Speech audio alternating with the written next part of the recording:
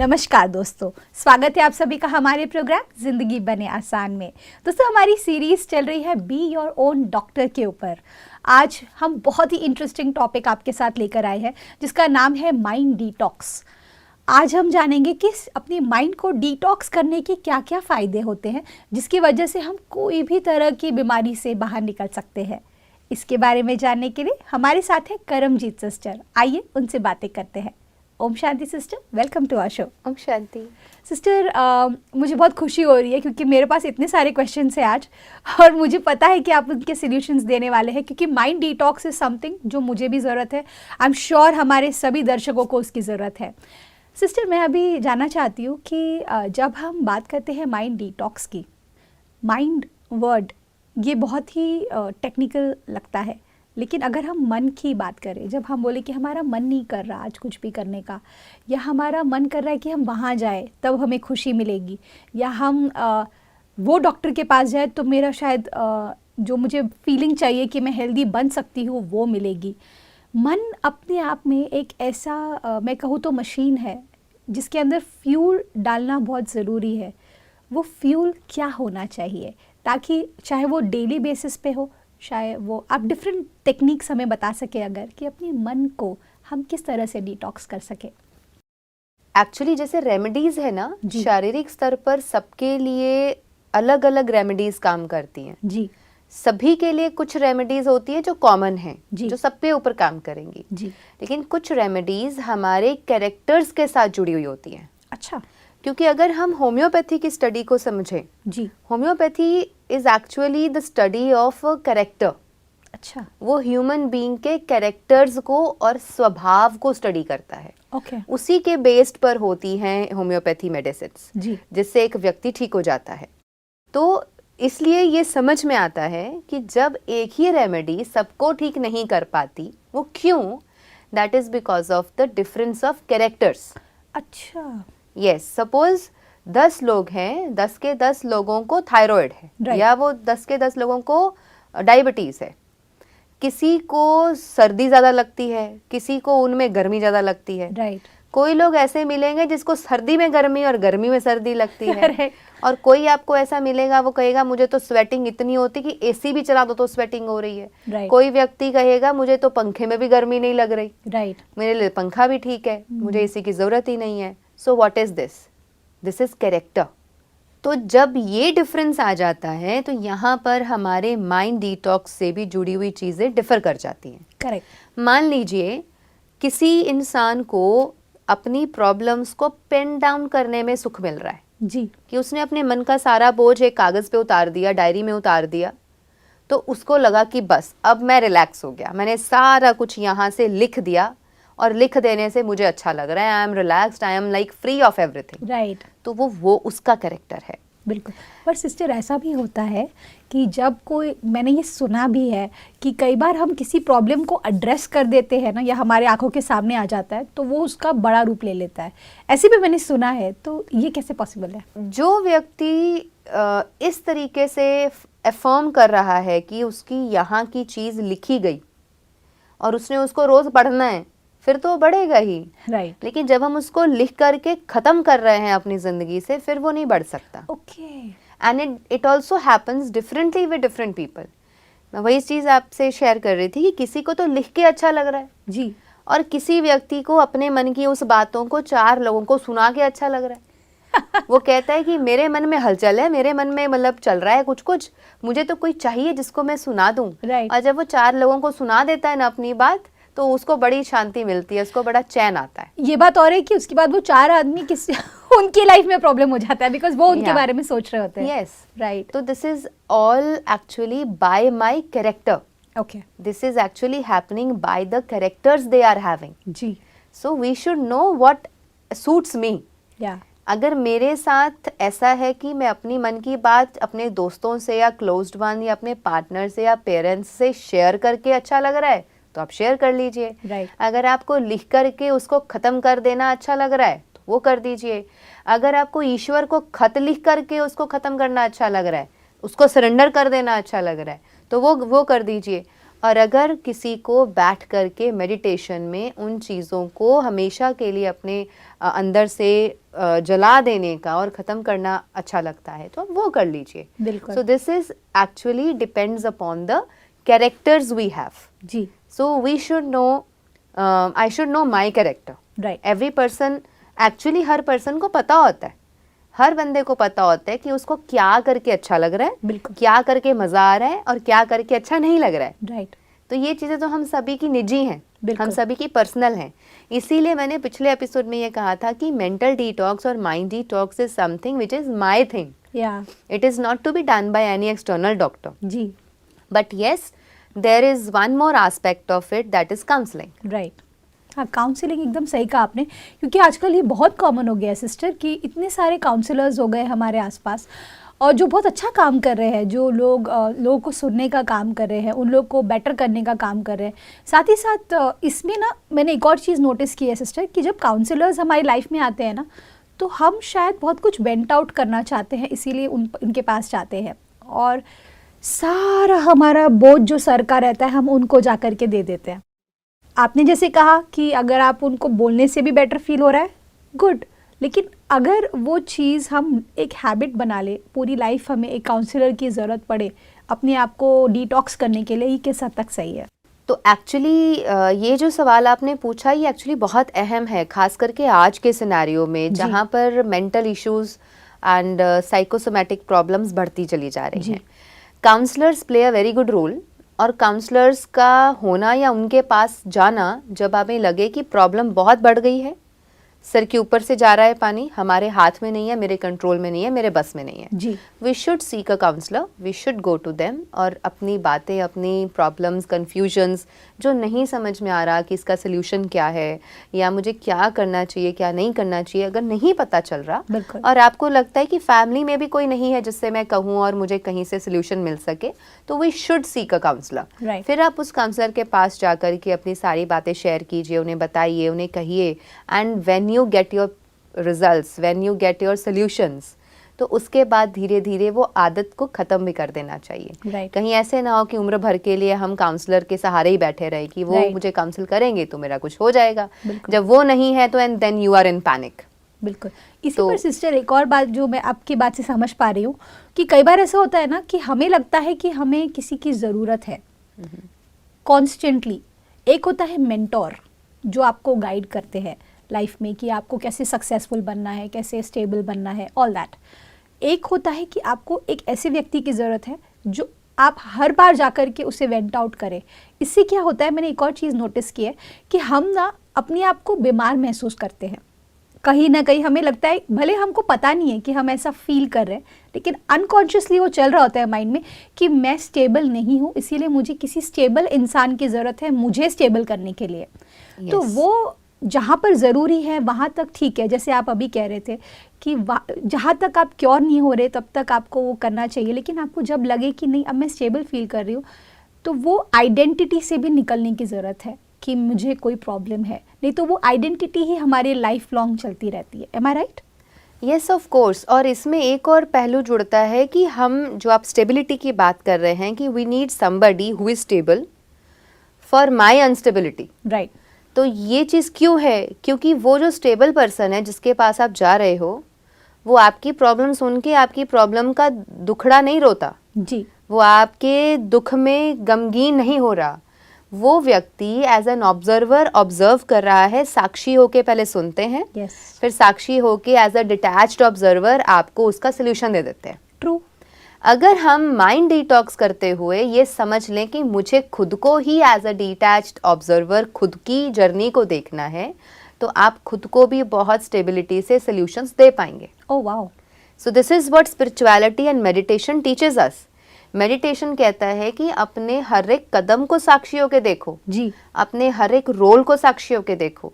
आप अपने सुबह से लेकर रात तक की पूरी दिनचर्या को ही साक्षी होकर के देख लो. ट्रू. तो you will come to know कि मैंने कहाँ क्या गलती की, कहाँ क्या सही किया. राइट. और जब कोई प्रॉब्लम आती है जो मुझसे ही जुड़ी हुई है, बिकम अ डिटैच्ड ऑब्जर्वर, साक्षी भाव अडॉप्ट कर लीजिए, अलग रह करके अपना ही रोल देखिए, तो आप देखेंगे कि आपको उसका रिजल्ट और सोल्यूशन मिल जाएगा. बट ये भी वही आत्मा कर सकती है जिसको थोड़ा एनलाइटनमेंट है, या इस बात की समझ है, या इतनी अवेयरनेस है।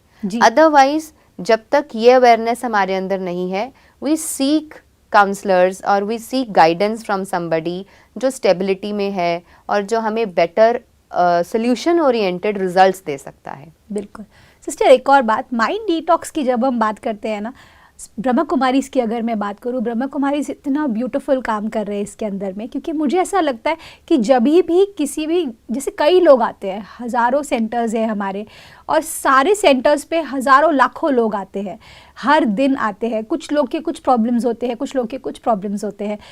एक तरीके से जो ब्रह्मा कुमारी सिस्टर्स हैं हमारे, वो बहुत ही खूबसूरत रोल प्ले कर रहे हैं लोगों को स्टेबल करने का। जो मुझे लगता है कि जब ब्रह्मा कुमारी अपने आप में एक तरीके का मोर्चा लेकर निकले हैं कि भाई हमें पूरी दुनिया को ठीक करना है, ब्यूटीफुल प्लेस बनाना है, उसमें माइंड डिटॉक्स करने में सेंटरों पे जाना या फिर उनके जो टीचिंग्स है उसे सीखना, ये किस हद तक ज़रूरी है ताकि माइंड डिटॉक्स उस तरीके से भी हो सके? देखिए, हम अपनी जर्नी पे, अपनी स्पिरिचुअल जर्नी पे sometimes we connect to individual gurus. जी, जैसे कहा गया ना, गुरु बिन गति नहीं। राइट। ये हमारे भारतीय संस्कृति में, शास्त्रों में, सब जगह लिखा हुआ है। जी। तो गुरु बिन ज्ञान नहीं, गुरु बिन गति नहीं का मतलब क्या है? एक्चुअली तो वो सतगुरु, गुरुओं के गुरु सतगुरु परमात्मा के लिए कहा गया। बट ये समवेयर और द अदर हमें फिजिकली भी कोई चाहिए होता है। राइट। तो physically if we are connecting to somebody, चाहे वो ऑर्गेनाइजेशन हो, चाहे वो एक पर्सन हो, एक फिजिकल एंटिटी हो, तो जब हम उनसे जुड़ते हैं, उनसे जुड़ करके हमारे अंदर एक स्पिरिचुअल एस्पेक्ट कहीं ना कहीं जगता है। जी। तो those who are going to Brahma Kumari centres, तो वहाँ जाकर के भी उन्हें पीस मिलता है, शांति मिलती है, उन्हें कहीं ना कहीं अपने सारे दिन की थकावट को दूर करने का एक जरिया मिल जाता है। Right. कि वो वहाँ जाके पीसफुल, थोड़ा सा सुकून महसूस करते हैं। And when they meet our sisters, तो उनके साथ ही कई बार बैठ के शेयर कर लेते हैं। तो वो लोग एज अ मीडियम एक्ट करते हैं, एज अ मीडियम काम कर लेते हैं उनके साथ, क्योंकि वो लोग घर जाकर के हर बात शेयर करने के अगर पॉसिबल नहीं है, कंफर्टेबल नहीं है, पॉसिबल नहीं है, तो उनके पास ये भी रहता है कि चलो आ सिस्टर्स आर देयर, वो है हमारे लिए सुनने के लिए। तो कहीं ना कहीं वो लोग भी सुन करके they surrender it to God, वो अपने पास नहीं रखते हैं। They will never keep it with themselves, they will never share it with others. तो वो एक तरह से हमने परमात्मा से शेयर कर दिया, या आप उनके पास जाते हैं, मेडिटेशन रूम में बैठते हैं और आप निराकार परमात्मा से, ऑलमाइटी से ही अपनी सारी बातें कह देते हैं। जी। तो वहाँ से भी आपको एक डिटॉक्सिफिकेशन ऑफ माइंड बहुत इजीली मिल जाता है। सिस्टर, आई थिंक ये जो आप बात कर रही है ना, ये बातें इतनी मीठी लगती है, क्योंकि मुझे ऐसा लगता है कि अगर हम कोई भी तरह से अपने आप को बेहतर फील करें तो क्यों ना करें। Yes. क्योंकि मंदिरों में जाना, मंदिरों में या फिर ऐसे जगहों पे जाना जहाँ पर स्पिरिचुअल पाथ सिखाया जाता है, डिफरेंट गुरुज, चाहे ब्रह्मा कुमारीज, ये सभी लोग जो है, ये सभी लोग अवेलेबल है आप सभी के लिए। और मुझे ऐसा लगता है सिस्टर कि अगर हम स्पिरिचुअल पाथ की बात करें तो उसके अंदर में एक और चीज़ जुड़ती है, वो है कि क्या मेरे लिए सही है और क्या मेरे लिए गलत है। कई बार क्या होता है कि हम किसी भी चीज़ की एक्सट्रीमिटी में चले जाते हैं। जैसे ऑब्वियसली हमें अपनी लाइफ भी जीनी है, हमारे पास परिवार है, हमारे पास बच्चे हैं, हमारे पेरेंट्स हैं, हमें सबका ध्यान रखना है। कई बार क्या होता है कि हम अपने लिए इतना सोचने लगते हैं कि हम दूसरों को भूल जाते हैं, और फिर क्या होता है, हमारे रिलेशनशिप्स बिगड़ने लगते हैं। और जैसे ही रिलेशनशिप्स बिगड़ते हैं तो माइंड में सारा क्लटर बढ़ता है, बिकॉज अलग अलग तरह की बातें सुनने को मिलती है लोगों से। तो कहीं ना कहीं बैलेंस होना लाइफ में कितना ज़्यादा ज़रूरी है हर चीज़ का, चाहे वो स्पिरिचुअल पाथ हो, चाहे वो दुनियावी बातें हो, चाहे वो करियर हो, चाहे आपका हेल्थ हो, एक बैलेंस कितना ज़रूरी है। देखिए, हम छोड़ तो कुछ नहीं सकते। राइट। जब तक जिंदगी है आखिर जीना है। राइट। और जब तक जीना है अपना कर्म भी करना है, अपने सारे काम करने हैं, ड्यूटीज निभानी है, रिस्पॉन्सिबिलिटीज निभानी है। So it is actually what path I am choosing. Right. If I am choosing a path which is taking me towards संन्यास, right. अगर किसी को सन्यासी बनना है, संन्यास लेना है, तो फिर आप शुरू से ही कुछ लोग उस तरफ और इंक्लाइंड होते हैं। जी। समटाइम्स देर आर पीपल जब वो 60s तक पहुंचते हैं, अपनी सारी जिम्मेदारियां निभा लेते हैं और सारे ज़िंदगी के अलग अलग पड़ावों पर अलग अलग चीज़ों का एक्सपीरियंस कर चुके होते हैं, उसके बाद उनका दिल करता है कि बस अब बहुत हो गया, now let's spend our last 30, 20 और 50-40 ईयर्स व्हाटएवर, जितना भी जीवन बचा है, कि अब हमें एक्सप्लोर करना है परमात्मा तक और स्पिरिचुअली, रिलीजियसली, अलग अलग तरीक़ों से, और हमें वो नॉलेज गेन करनी है, and I want to spend my life there. Right. So it actually depends upon everybody. हर एक का अपनी अपनी इच्छा है, हर एक की अपनी अपनी लाइकिंग और डिसलाइकिंग है, लेकिन एक बैलेंस होना फिर भी बहुत ज़रूरी है।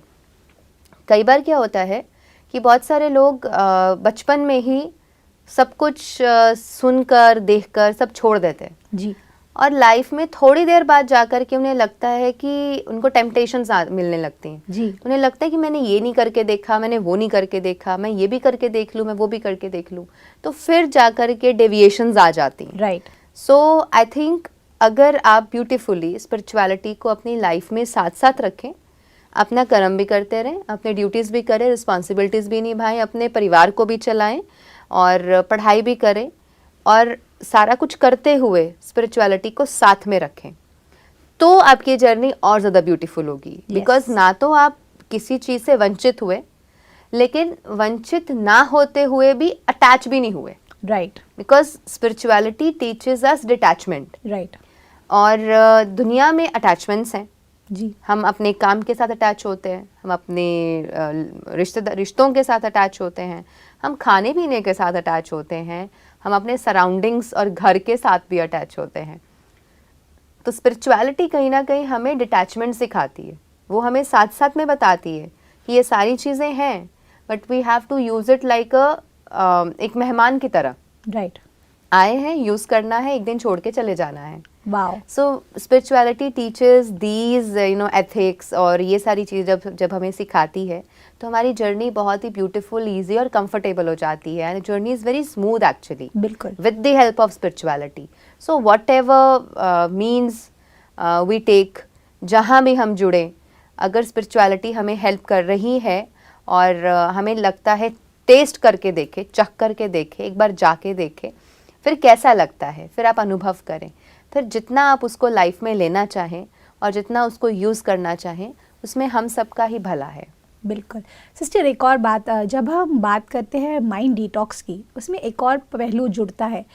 कई बार होता है कि डिप्रेस्ड होते हैं लोग, क्योंकि बिकॉज इतना कुछ माइंड में भरा हुआ है। भले हम लिख भी लिए, शायद ऐसे लोग भी होंगे जो लिखने की आदत होगी उनको, शायद ऐसे भी लोग होंगे जिनको लोगों से बात करके शेयर करने की आदत होगी, लेकिन हो सकता है कि उन्हें इंटरनली काफ़ी सीवियर डिप्रेशन से वो गुजर रहे हो, और हम अगर उन्हें सजेस्ट कर रहे हैं कि डिटॉक्स करें, शायद उनके लिए वर्क नहीं कर रहा हो। तो ऐसे लोगों के लिए साइकेट्रिस्ट या फिर डॉक्टर्स जो मेंटली फिट करते हैं लोगों को, उन लोगों के पास जाना, वो कब वो डिसाइड करें कि अब मुझे वहाँ जाने की ज़रूरत है, क्योंकि अब मेरे हाथ में नहीं है। ये अगर आप थोड़ा सा गाइड कर सके हमें एक रफ तरीके से, तो क्या जो लोग सुन रहे हैं उनमें से कोई भी ऐसे व्यक्ति हो तो उनको आपसे बहुत हेल्प मिल सकती है। Anybody who is suffering from anxiety and depression, जी, उन लोगों को ज़रूरत होती है कि हम उनको उनके ही जेल से बाहर निकालें। राइट। ऐसे लोग कई बार बहुत मायूस, बहुत चुप, बहुत अकेले और बहुत गमगीन हो जाते हैं। राइट।